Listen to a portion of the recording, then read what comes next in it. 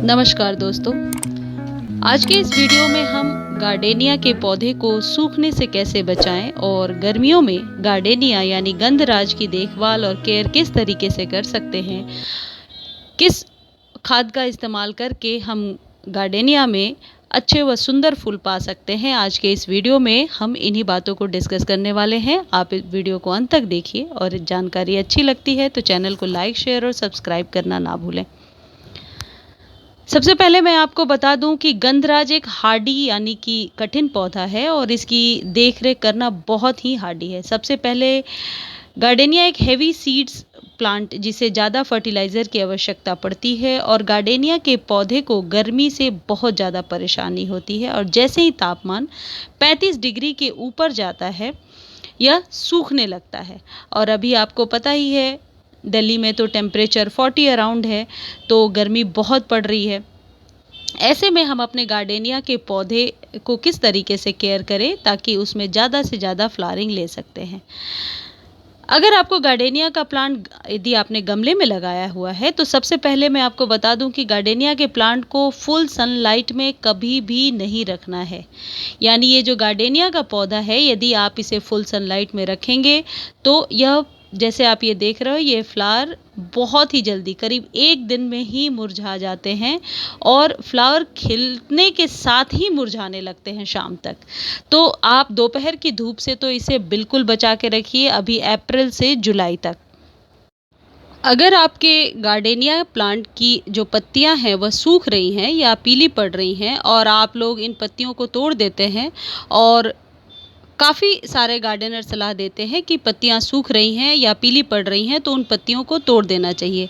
लेकिन आपको गार्डेनिया के प्लांट के साथ ऐसा नहीं करना है और गार्डेनिया का प्लांट बहुत ही सेंसिटिव होता है और अगर आप सूखी हुई पत्तियों को तोड़ते जाएंगे तो हरी पत्तियों पर भी इसका प्रभाव पड़ेगा और जो पुरानी पत्तियां होती हैं वही पत्तियां भोजन बनाती हैं, क्योंकि नई पत्तियां जो होती हैं वह जल्दी भोजन बनाने में सक्षम नहीं होती हैं। तो इसलिए पुरानी पत्तियों को काटना नहीं है, वह अपने आप गिर जाएं तो सही है। आप देख रहे हो मेरे गार्डेनिया में ज़्यादा धूप लग जाने से कहीं कहीं पत्तियां पीली पड़ गई हैं, लेकिन मैंने इन्हें ऐसे ही छोड़ दिया है।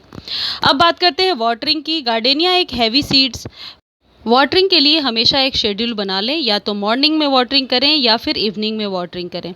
दोपहर के समय वाटरिंग करने से बचना चाहिए, क्योंकि यदि पानी आपके गमले में भरा रहता है और उस पर से धूप पड़ती रहती है तो ऐसे में आपके गार्डेनिया के प्लांट की जड़ें बहुत ही जल्दी सूख जाएंगी। तो इस बात का विशेष ध्यान रखें। यदि फर्टिलाइज़र की बात करें, जहाँ तक फर्टिलाइज़र की बात है, गार्डेनिया एक एसिड लविक यानी एसिडिक प्लांट है, तो गार्डेनिया की मिट्टी को 6 to 7 पॉइंट तक एसिडिक बनाकर रखना चाहिए। गार्डेनिया के पौधे में फर्टिलाइज़र के तौर पर डीएपी का इस्तेमाल किया जा सकता है या फिर ऐसे फर्टिलाइज़र का इस्तेमाल करें जिसमें फॉस्फेट अधिक मात्रा में पाया जाता हो। तो आप डीएपी का इस्तेमाल भी नहीं कर रहे हैं क्योंकि अभी गर्मियों का समय है, क्योंकि गर्मियों में हम डीएपी के इस्तेमाल से बचना चाहते हैं। तो इसके लिए आप गोबर खाद भी इस्तेमाल कर सकते हैं और एप्सम सॉल्ट दे सकते हैं। एप्सम सॉल्ट और थोड़ी सी सरसों की खली, जो मैं ये दे रही हूँ वाइट, ये एप्सम सॉल्ट है। इससे और ज़्यादा पत्तियां हरी होंगी, पत्तियों को भोजन बनाने में ये मदद करता है। और सरसों की खली को मैं ड्राई दे रही हूँ, क्योंकि इसको पानी में भिगाकर देने पर, वैसे तो सही रहता है पानी में भिगो करके भी आप दे सकते हैं, लेकिन आजकल डेली वाटरिंग होती है इसलिए ड्राई ही दे दिया है मैंने। और एप्सम सॉल्ट को पानी में भिगोकर आप इसकी पत्तियों पर अच्छे से स्प्रे कर सकते हैं। यदि घरेलू फर्टिलाइज़र की बात करें तो चाय पत्ती को वॉश करके, यानी जो यूज्ड टी लीफ है जिसे हम फेंक देते हैं जनरली, आप उसे वॉश करके इसमें सुखा करके डाल दिया करें। इससे मिट्टी की जो पीएच लेवल है ये 6.7 तक बनेगी और इसमें फ्लावरिंग अच्छी होगी। इसके साथ आप गोबर की खाद तो दे ही सकते हैं। गार्डेनिया के लिए 3-4 आइडियल फर्टिलाइज़र हैं जिन्हें आप दे दीजिए। एप्सम सॉल्ट, गोबर की खाद, वर्मी कंपोस्ट भी एक मुट्ठी ऊपर से आप डाल सकते हैं। और केमिकल फर्टिलाइज़र के ज़्यादा इस्तेमाल से गर्मियों में हमें बचना चाहिए। कोशिश करनी चाहिए कि घर के बने हुए या होममेड जो फर्टिलाइज़र है हम उनका ही सहारा लें। इससे हमारे प्लांट की लाइफ भी अच्छी रहती है और फ्लावरिंग भी अच्छी होती है।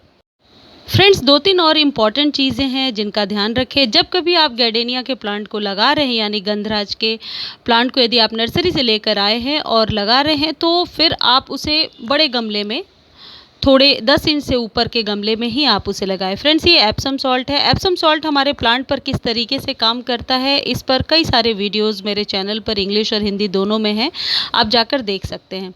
जैसा कि आप देख रहे हो, ये गार्डेनिया के लिए मैंने बड़े प्लांट का चुनाव किया है, यानी इसकी जड़ें बहुत नीचे तक जाती हैं गुड़हल की तरह, और जड़ें मोटी भी हो जाती हैं। तो इसलिए गार्डेनिया के प्लांट को पर्याप्त मिट्टी और बड़े पॉट साइज़ की ज़रूरत होती है, तो इस बात का आप ज़रूर ध्यान रखें।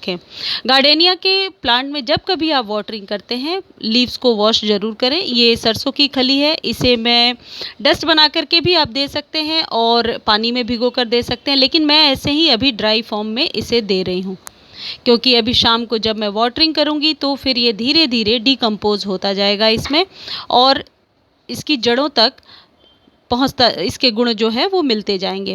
फ्रेंड्स, यहाँ तक की जानकारी आपको अच्छी लगती है तो चैनल को लाइक, शेयर और सब्सक्राइब करना ना भूलें। ये मेरे और प्लांट्स हैं, आप देखो ये चमेली कितना सुंदर लग रहा है। हालांकि 2-3 ही फ्लावरिंग हुई है, लेकिन पूरी बालकनी में खुशबू फैल गई है। और ये और सारे प्लांट्स हैं, गर्मियों में सारे हरे भरे हैं। कुछ ज़रूरी टिप्स का ध्यान रखें, सारे प्लांट अच्छे रहें।